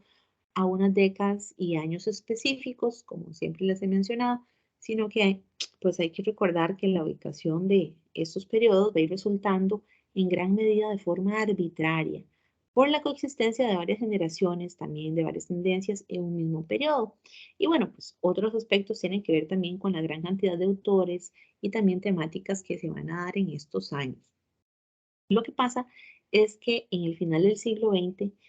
se presentan un conjunto de signos sumamente recurrentes por parte de un grupo de novelistas emergentes que van a ir publicando a partir de 1980 en adelante y cuya producción va a ir abarcando pues una gran apertura en cuanto a las técnicas de escritura y también con respecto a la diversidad temática que abordan en sus obras. Por supuesto, hay que tomar en cuenta que estos escritores de las décadas precedentes, que hemos llamado representantes de la nueva novela hispanoamericana, por lo que vimos anteriormente como el boom latinoamericano, pues van a continuar con su escritura. Claro que sí, excepto Julio Cortázar, quien fallece en 1984, pero escritores como Gabriel García Márquez, Carlos Fuentes, Mario Vargas Llosa y otros representantes sí van a seguir escribiendo hasta el presente siglo. Ahora bien, eh, hay un conjunto de novelistas coetáneos a los denominados representantes del boom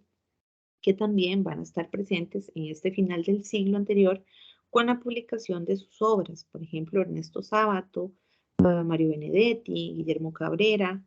eh, Manuel Puig, Juan Carlos Onetti, José Lezama, en fin,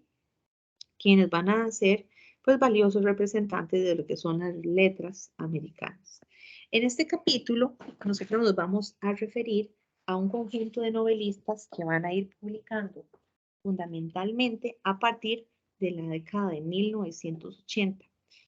bajo cualidades, bajo temas muy particulares. Resulta que aquí vamos a encontrar pues múltiples voces narrativas que van a ir intentando pues realizar una nueva lectura de lo que es la historia, de lo que son esos temas, esos acercamientos con el público lector y van a ir transitando a lo largo de estos últimos 20 años del siglo. Entonces, en algunas obras se va a ir percibiendo en un intento de aproximarse a un mayor número de lectores. En estas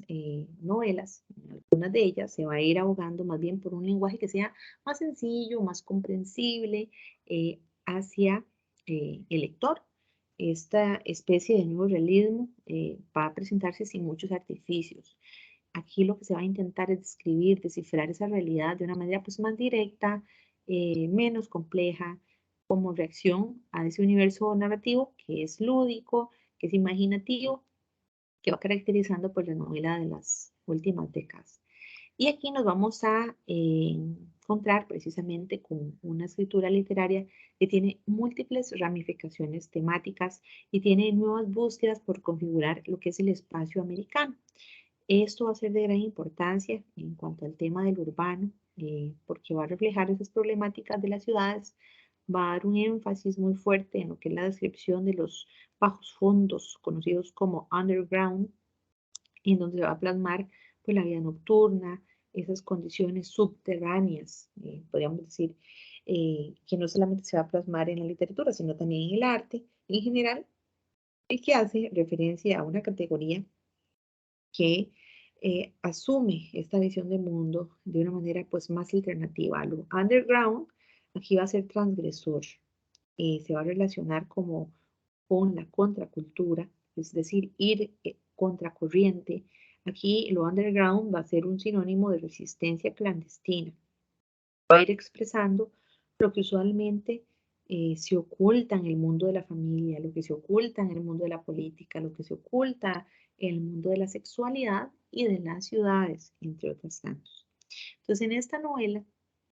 de finales del siglo XX, hay una búsqueda por la pertenencia, por descifrar las expresiones culturales de grupos subalternos de la sociedad. Son textos que se van a ir apropiando pues, de una cultura popular en un intento de dar voz a sectores que han sido marginalizados a lo largo de muchos años y también pues, de darle propia voz al que escribe en su derecho de expresión de autorreferencialidad. Ahora bien, vamos a encontrar también aspectos que tienen que ver con temáticas de la cultura popular, del graffiti. Aquí vamos a ver que en este post-boom, este es en realidad pues, un término aplicado a los finales del siglo XX para una literatura que en el caso de Hispanoamérica va a inclinarse por otros modelos de narración, de representación, de diferentes, que han sido diferentes a la nueva novela que se dio en la década de 1960. ¿Qué va a proponer el postboom? Bueno, una forma de narrar que sea más directa, más cercana al público lector y va a presentar pues un marcado interés por la historia inmediata, las reivindicaciones de ciertos grupos marginales como la mujer también, y temas como lo son el exilio, las migraciones, las minorías culturales, lo que es lo urbano, la delincuencia, entre otros temas. También vamos a ver la presencia de lo que es lo carnavalesco, esta necesidad que tiene el narrador de transgredir, de darle vuelta al orden establecido, de proclamar su derecho a la subversión, a la crítica, a la sátira, y en la literatura, pues lo carnavalesco se va a ir concretando en la obra mediante la creación de imágenes y de unión, de juxtaposición de lo que es sagrado, de lo que es profano, de lo que es sublime, de lo que es cotidiano, del mundo de la cordura y de la locura. Y por supuesto, se va a ir retomando pues el tema del carnaval como una condición que permite transgredir, que permite ingresar a otros territorios que han sido delicados, pues muy herméticos y muchas veces ocultos o bien censurados por las distintas convenciones sociales. Ok, Bueno, con respecto a estos signos y condiciones de la novela escrita a finales del siglo XX, hay que tomar en cuenta que, pues sí, se va a ir dando, pues una apertura temática y elaboración de particulares formatos en la narrativa hispanoamericana. Por ejemplo, en la crónica testimonial, en la novela histórica, lo que es denominado también novela negra. Dentro de los temas vamos a encontrar pues una preocupación por lo que es el medio ambiente, por lo que es la equidad de género, las condiciones en la urbe y la violencia en casi todos los ámbitos de la condición humana. Entonces también vamos a encontrar pues sociedades que van a ir reflejando ese deterioro después de los procesos que han sufrido, producto de las guerras civiles en Centroamérica, también de las dictaduras en el cono sur. Asimismo, encontraremos pues una novela centroamericana que va a ser muy referencial en la década de 1980, cuyas obras van a remitir en forma directa a lo que son ciudades, etnias, regiones, países de la geografía continental. Vamos a encontrar pues, un marcado interés por estas culturas populares, por los sectores marginales y una intensa producción de literatura escrita también por mujeres. Ahora, también encontraremos pues, un interés muy explícito por atraer un mayor número de lectores y precisamente estos van a ser los signos y condiciones que imperan a lo largo de estos últimos 20 años. Vamos a iniciar con la novela de corte testimonial. Pues en este tipo de novela, dentro de lo que es la multiplicidad de voces de la narrativa hispanoamericana de fin de siglo, aquí va a ocupar pues un lugar muy significativo el relato de índole testimonial, de lo que busca es dar énfasis en la narración directa de lo que ha sido acontecido en diversas zonas problemáticas de Hispanoamérica. Y tenemos la obra titulada Me llamo Rigoberta Menchú y así nació la conciencia. Este es un claro ejemplo de cómo hay un sector de la narrativa que va asumiendo pues una voz propia desde la primera persona, eh, en donde se describe lo que ha sucedido en la historia reciente, sobre todo en Centroamérica. No va a privilegiar la imaginación, en realidad esto no interesa ni lo fantástico, ya no interesa lo real maravilloso, lo que va a interesar es contar de forma directa lo que sucedió, lo que aconteció en distintas zonas problemáticas de Hispanoamérica. Entonces, resulta que en esta obra titulada Me llamo Rigoberta Menchú y así nació la conciencia, escrito por Elizabeth Burgos en 1982, fue publicada. Aquí la escribe esta escritora, Elizabeth, que es venezolana, la escribe con base en una entrevista que le hizo a la guatemalteca Rigoberta Menchú, que tienen acá en imagen, y aquí ella pues describe y retrata la vida de esta líder maya quiché. En este relato testimonial, desde una perspectiva de una indígena, que lo que sucedió fue que pues sufrió los embates de la guerra, sufrió muchísimas injusticias cometidas contra su pueblo, su propia familia y la condición suya como mujer. Entonces va a ir presentando la visión de lo que es la guerra, de lo que son los conflictos desde la perspectiva testimonial del sujeto que sufrió pues la violencia. Y hasta ahora pues va a ser un alegato en relación con los derechos humanos y a su vez con esta crónica de todo un pueblo que no disfrutaba de ningún derecho humano, sino más bien vivía en la constante violencia, muerte, aniquilación de sus propios derechos. Ahora bien, vamos a encontrar también pues que en esta obra se refleja, se manifiesta la condición que tienen los indígenas, el campesinado, que se convierten en protagonistas como un colectivo eh, que sufren las consecuencias de la guerra, los efectos devastadores sobre este sector y cómo buscan nuevos caminos ante estos conflictos violentos que se presentan en sus países. Entonces, bueno, un elemento muy particular en la producción de esta novela centroamericana es este carácter testimonial del que les hablo, es la participación de personajes representados en jóvenes mujeres en los movimientos de liberación. Otra obra importante de carácter testimonial es la montaña, es algo más que una inmensa estepa verde de Omar Cabezas. Aquí se va a mostrar el mundo de lo que es la miseria, de lo que es la deshumanización, lo que son las victorias, lo que es la inmensa soledad que sufren los personajes. Y en realidad va a ser una escritura que se piensa pues, como un acto de resistencia. Pues Omar Cabezas acá pues presenta en su relato las distintas fases que tiene el guerrillero como personaje central en lo que son las luchas armadas, en esa llamada guerra de guerrillas, que particularmente enfrentaban los bandos de índole comunista en una búsqueda de revolución en sus propios países. Este escritor nicaragüense fue dirigente de la Revolución Sandinista que se dio en 1970 y 1980 y bueno, sus obras van a mostrar precisamente los conflictos que se presentan a lo largo pues, de este periodo armado en medio de la montaña. Entonces, eh, en síntesis, se van a ir describiendo siempre con una actitud de resistencia entre lo que es ese estatus en el ejercicio del poder. Y vamos a encontrar pues una narrativa muy referencial que va a presentarse en cuanto a lugares, situaciones inmediatas a esta década de 1980. Acá, pues el tema central casi siempre va a ser el tema de la violencia ejercida hacia los campesinos, hacia los sectores que abogan por un clima de una mayor libertad política.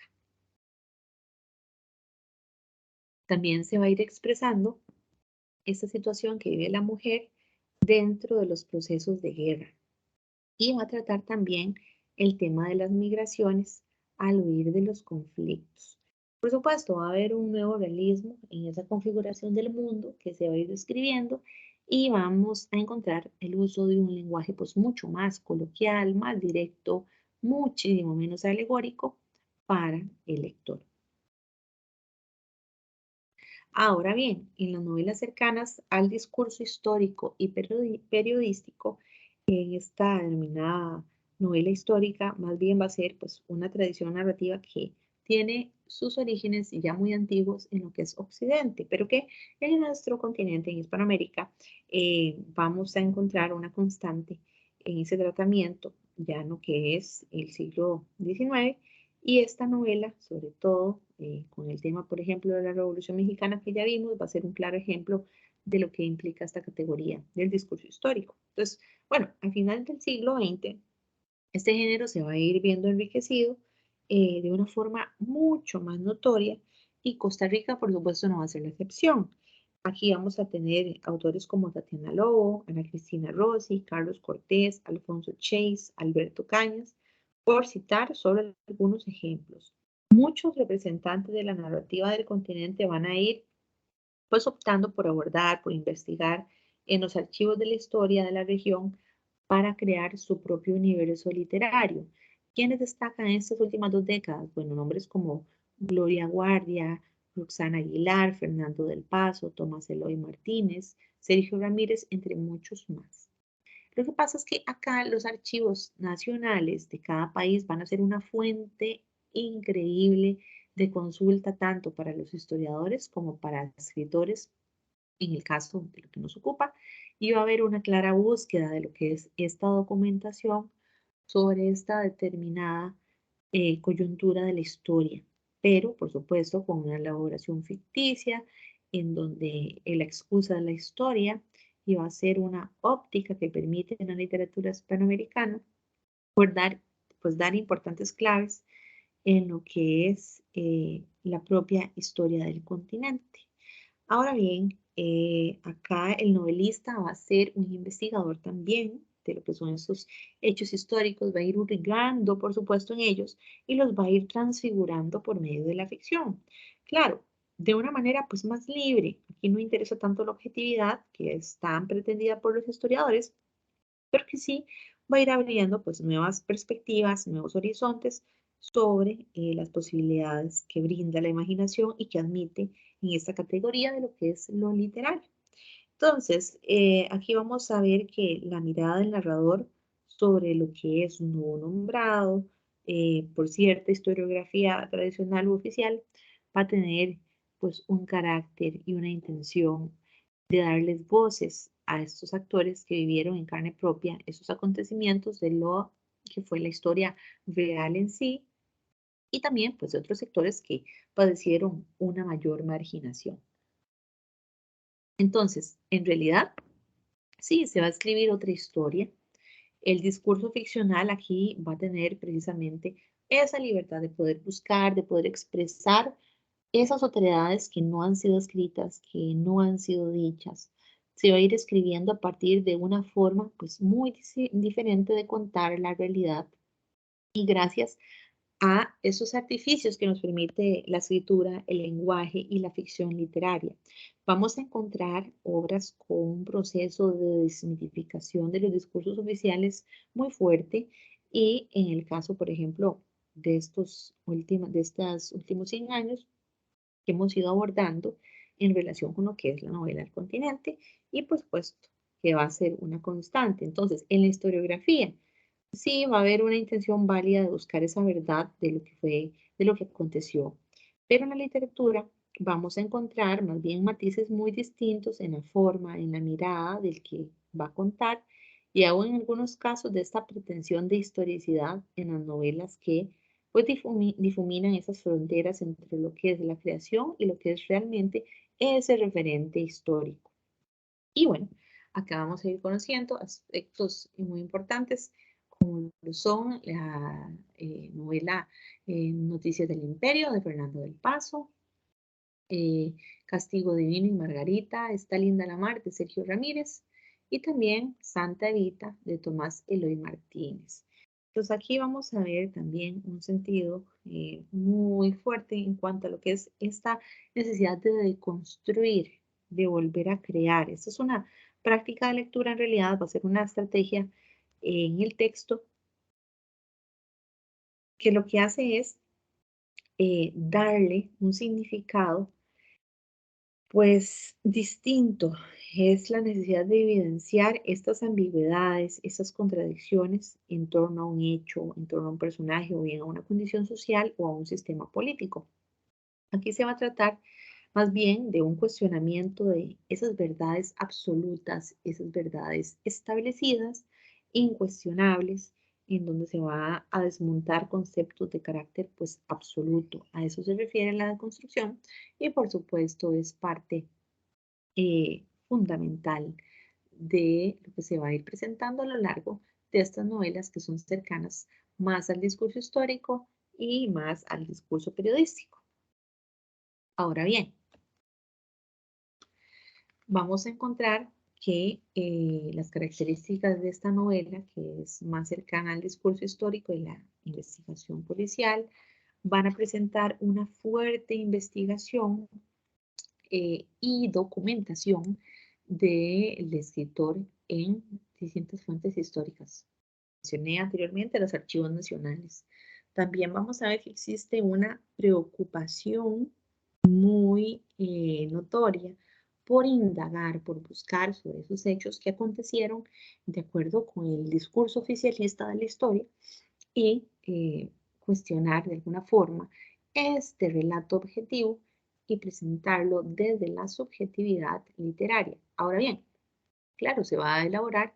una nueva historia por parte del narrador con base en esa mirada tan peculiar y personal que tiene a la hora de interpretar lo que ocurre y en este relato de índole subjetivo. Ahora, estos límites y esas fronteras entre lo que es puramente referencial y lo que es el ejercicio de la ficción literaria, aquí vamos a encontrar la creación, la imaginación de mundos muy particulares. Pues bien, ahora vamos a abordar lo que es la novela negra y este concepto se denomina así hacia un tipo de relato que usualmente se va a ir desarrollando en ambientes sórdidos, en donde la violencia de todo tipo juega un rol fundamental. Se va a ir asociando con un tipo de novela policíaca en la que no interesa tanto a la solución de los hechos narrados, sino más bien, bueno, y que en cuanto al triunfo del bien sobre el mal, lo vamos a ir viendo presente, pero lo que interesa es más bien mostrar esta condición humana en un terreno pues más existencial. Se va a ir mostrando pues una realidad que es ambivalente, que es muy compleja. El personaje central de todas estas novelas es ese detective, ese investigador, quien va a ser el encargado de descifrar los enigmas. Puede ser incluso un individuo de una conducta ética reprochable, de dudosa reputación, pero bueno, que es el que va a intentar descubrir esa verdad. Principales exponentes de esta novela negra, pues tenemos Pasado Perfecto y Máscaras de Leonardo Padura, Los Detectives Salvajes de Roberto Bolaños, Baile con Serpientes de Horacio Castellanos, Respiración Artificial de Ricardo Piglia. Y bueno, características propias de esta novela, ustedes van a encontrar pues una descripción de la ciudad como un escenario decadente en donde va a tener lugar la corrupción, tanto política como en otros grupos que van a ir ostentando el poder, y cómo es que el universo de estos submundos se va a ir desarrollando a la luz de las nuevas, pues las sociedades. Ahora bien, resulta que se va a presentar un usual desencanto en la visión del mundo que se narra y cómo es que el clima de suspenso en el fluir de los acontecimientos de la historia se va a ir pues narrando, siempre con ese suspenso. Ahora, los enigmas por resolver dentro de la trama, pues sí se van a ver presentes precisamente por el corte de este tipo de novela. Ahora, vamos a encontrar una participación activa por parte de nosotros los lectores en ese seguimiento de las pesquisas, de la búsqueda, para ir solucionando y darle explicación posible a ese conflicto que se nos presenta. Y por último vamos a encontrar pues la narrativa escrita por mujeres y aquí vamos a encontrar pues La mujer habitada de Yoconda Belli, Finísima de Elena Poniatowska, Arráncame la vida de Ángeles Mastretta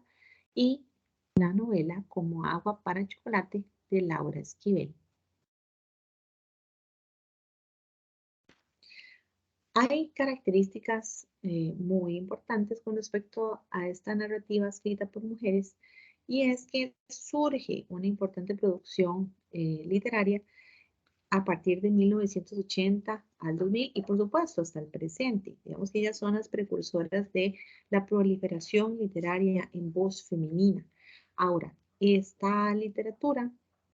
va a tener un carácter sumamente reivindicativo en lo que es el tratamiento de diversas técnicas, así como la representación del sujeto femenino, que es el siglo XXI, va a tener un desarrollo pues muchísimo más intenso, el mundo intimista desde los espacios de lo que es la identidad femenina, de lo que es la sexualidad, de lo que son los espacios a los que tiene acceso la mujer. Esto lo vamos a ir viendo también en torno a pues sus relaciones con con su familia, con la misma sociedad, cuál es esa dinámica nociva que de alguna manera va a influir en el quehacer diario de estos personajes. Y por supuesto, esta literatura escrita por mujeres va a abogar por la liberación propia de la mujer en todos los ámbitos, en el histórico, en el político, en el sexual, en las relaciones que tiene con sus parejas. Esto a grandes rasgos con respecto a estas obras representativas de estas escritoras y al mismo tiempo dar énfasis de que es algo sumamente novedoso que se presenta a partir de 1980. No que anteriormente las mujeres no escribieran, pero aquí proliferan y se va a dar pues como un énfasis muchísimo más notorio en la producción novelística de finales del siglo XX. Ahora bien, ya para finalizar, pues vamos a dar en cuenta de que estas últimas 2 décadas encontramos acá en el siglo XX,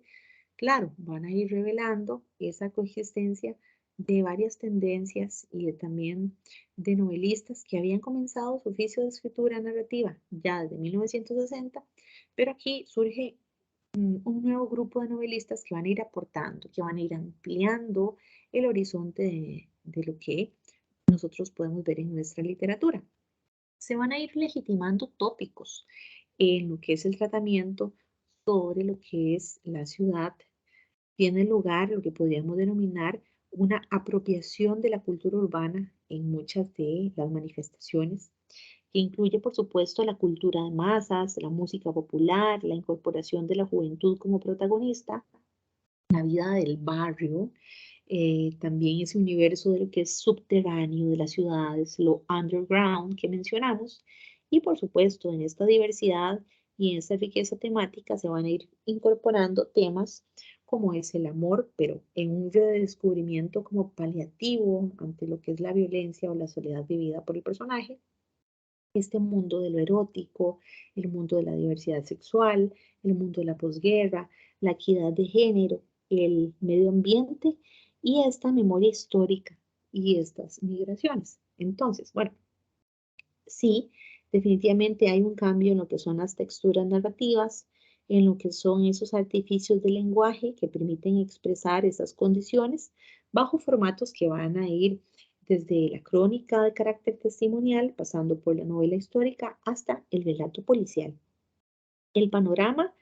es, en síntesis, el de una producción narrativa de muchísimos signos y de diferentes visiones de mundo. Estos textos van a ir surgiendo en una época de final del siglo, es decir, de la posguerra, de cierta frustración histórica ante todas esas soñadas utopías, eh, por ejemplo, en esta caída del muro de Berlín y de todas esas implicaciones entre las coyunturas claves del periodo. Bueno, en estos textos que ustedes van a tener la oportunidad de profundizar, van a encontrar un aire de desencanto que va a ir recorriendo pues buena parte de lo que es la producción narrativa. Estas condiciones de marginalidad, de precariedad, de simulación social y de política que van a ir afirmando pues esta condición. Ahora, pues como corolario de estas condiciones, las historiadoras de la literatura costarricense, Margarita Rojas y Flora Vares, por ejemplo, van a ir señalando lo siguiente que pues, va a ser aplicable a buena parte de la producción literaria continental. Y dice así, en otro plano, las nuevas maneras de percibir la realidad y nuestra propia interioridad, surgidas en décadas anteriores, se manifiestan con mayor claridad en el arte de estos últimos años. La pluralidad de tiempos, espacios, estilos y temas que coexisten en la televisión, por ejemplo, presentan un mundo fragmentado y carente de unidad, realidades muy distantes en el tiempo se hacen presentes en la pantalla de la computadora mediante la reconstrucción o el simulacro. Lo anterior cambia la noción de la historia y sustituye la experiencia de una historia lineal y orientada a un fin previsible. A la vez, surgen los nacionalismos agresivos como respuesta a la internacionalización y uniformidad de la cultura. Entonces, en forma simultánea, con esta actitud muchas veces que va a ser desgarradora, claro está, en lo que es esa representación del mundo, vamos a encontrar también pues una literatura escrita por mujeres en estas últimas 2 décadas con una fuerte reconciliación con lo que es existencial, con lo que implica esa relación amorosa o incluso pues esa posibilidad de retomar la esperanza, ese mundo de la cotidianidad, de lo que es coloquial y en esta vuelta pues a un nuevo realismo. Vamos a encontrar que se representa un retomar en este compromiso político y social, pero sobre todo en lo que es la novela de corte testimonial. Entonces, bueno, una cualidad muy presente en toda esta producción de esta etapa es ese concebir la sociedad como algo fragmentario. Se trata de una forma pues de resistencia cultural ante lo consabido como totalidad, como que era homogéneo en un país, de una sociedad, de un continente. Es también, por supuesto, un no rotundo a lo que es unívoco, a lo que es homogéneo, a una valorización constante de lo popular, de la tradición local y también pues de una constante autocuestionamiento de su condición como escritores en una mirada crítica a sus entornos. En ese sentido, vamos a encontrar que esta nueva narrativa de los llamados novísimos pues va a ser privilegiada en el nuevo, de nuevo en lo que es lo local, porque se va a tratar de narradores que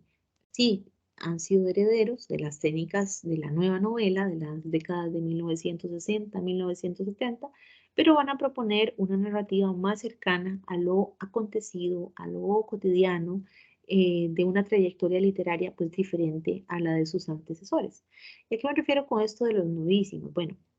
esta es una denominación hecha por algunos críticos literarios sobre el acontecer de la narrativa escrita, sobre todo en las últimas 3 décadas del siglo XX. Estos van a ser escritores que coexisten con los representantes del boom, pero que, a diferencia de este, ya sea en sus artificios, en la construcción del relato, aquí en la diversidad de las tendencias estéticas o bien en las actitudes políticas. Bueno, y por último, es importante señalar que los caminos de experimentación con el lenguaje no se van a detener, ni se detuvieron ni se detendrán. Son, por supuesto, nuevas búsquedas en este final del siglo que buscan una consolidación de diversas estrategias discursivas y también una necesidad de expresar de una forma u otra algo que sea pues más coherente y que sea necesaria para abordar los asuntos relacionados con el continente americano. Pues para mí ha sido un honor compartir con ustedes en este espacio de la videoconferencia los capítulos 3 y 4 de la novela hispanoamericana del siglo XX. Espero que haya sido pues de mucho provecho y que les facilite pues el abordaje y la comprensión de los aspectos teóricos que rigen la novela de estos últimos 20 años del siglo XX. Me despido y agradeciendo profundamente su atención. Espero que haya sido pues de mucho agrado y de gran provecho. Muchísimas gracias.